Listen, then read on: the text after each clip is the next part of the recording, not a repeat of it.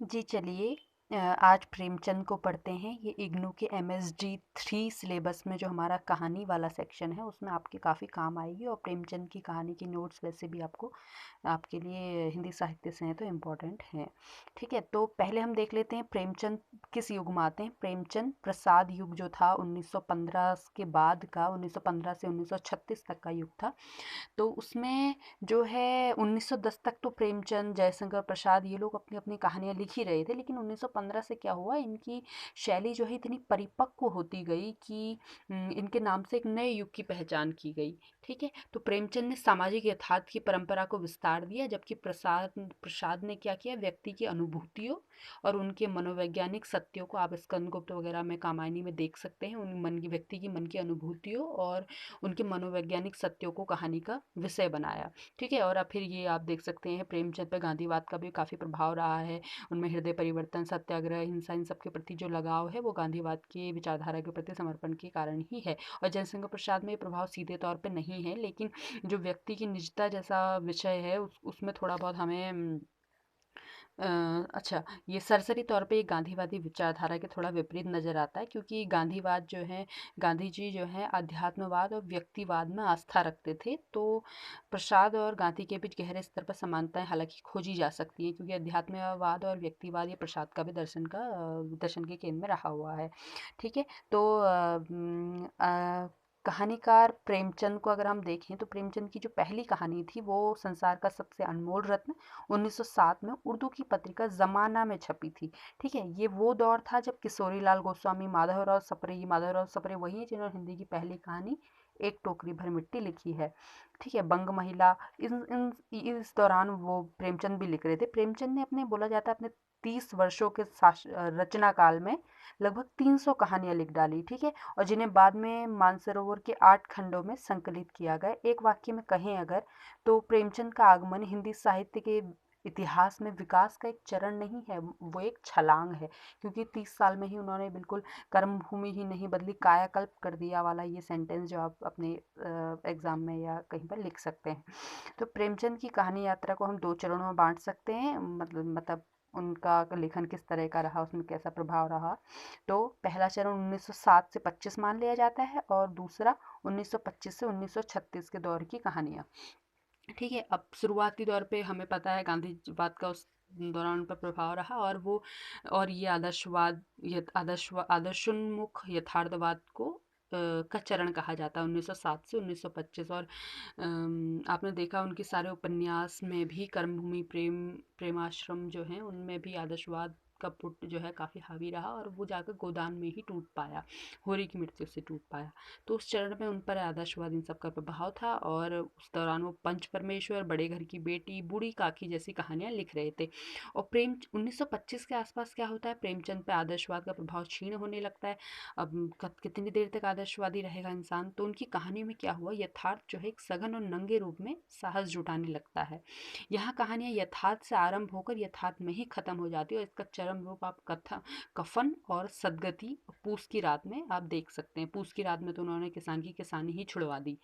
ठीक है, और कफन में हम देख सकते हैं कि जातिवाद का, खैर वो तो उन पे आरोप है, और मतलब गरीबी का उन्होंने किस तरीके से वर्णन किया है, शोषित, शोषण का समाज में कैसा वर्णन किया है, और सदगति में उन्होंने जातिवाद इसका उल्लेख किया है।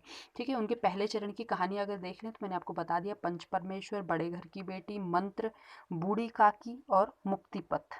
ठीक है, पंच परमेश्वर हम बचपन से ही पढ़ते हुए आए हैं, और वो ये बताना चाहते हैं कि पंच ही परमेश्वर होते हैं, और इस कहानी का उद्देश्य ये था कि भारतीय न्यायिक प्रणाली जो है वो ब्रिटिश प्रणाली से बेहतर है, तो इस तरह से। और बड़े घर की बेटी में आनंदी नाम की नायिका है, इतना नाम याद रखिएगा आप, आनंदी नाम की नायिका है, और वो अपने परिवार की संयुक्तता को बचाने के लिए अपने देवर से वो पिटती भी है, लेकिन बाद में वो घर से छोड़ के जाने के बदले घर पर ही रहती है, और लास्ट में प्रेमचंद प्रेमचंद ये कहलवा देते हैं कि बड़े बड़े घर की बेटियां तो ऐसी ही होती हैं। तो ये आदर्शवाद का एक चरम रूप था।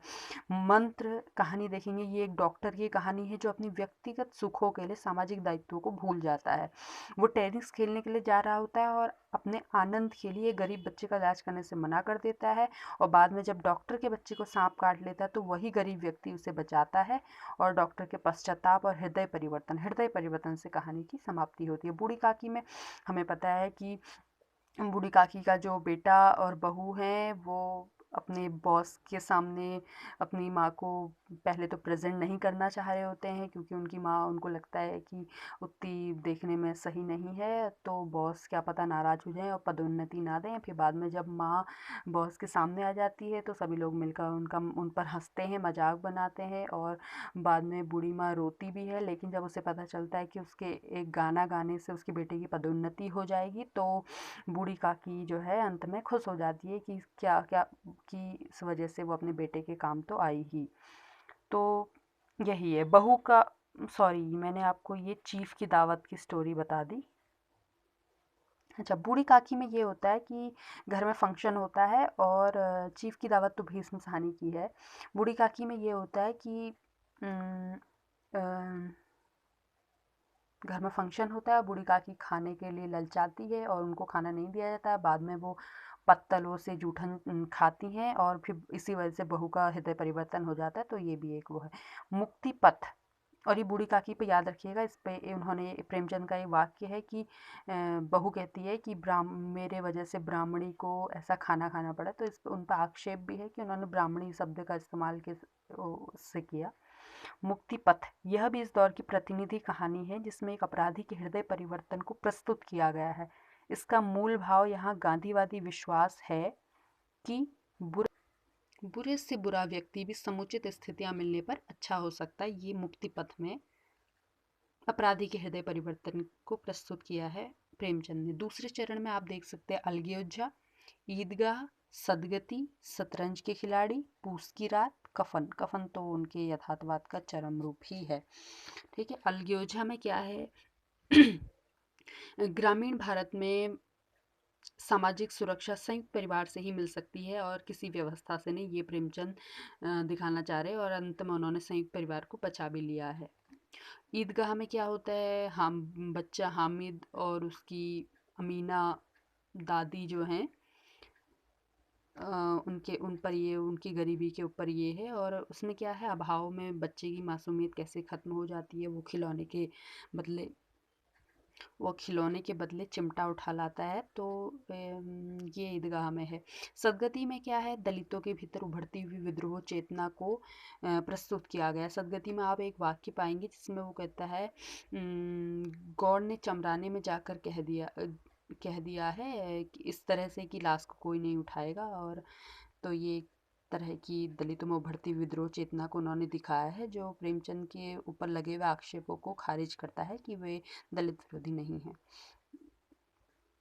शतरंज के खिलाड़ी, इस कहानी का उद्देश्य नवाब वर्ग की निष्क्रियता पर व्यंग करना है। इसमें ये दिखाया जाता है कि कैसे सत्ता डहने को होती है और दो नवाब जो हैं शतरंज के वजीर को बचाने के लिए अपनी जान दे देते हैं, और लेकिन वास्तविक जो उनके साम्राज्य पर संकट आया है उसके लिए वे कुछ नहीं करते।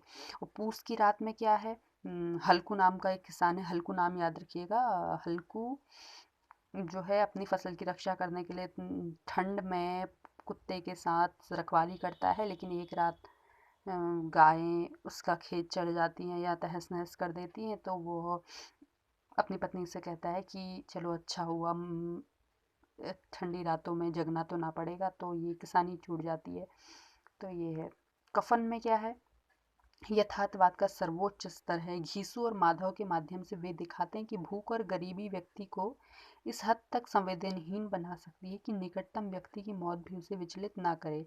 तो यथार्थ का चरम बिंदु यहाँ उभरता है।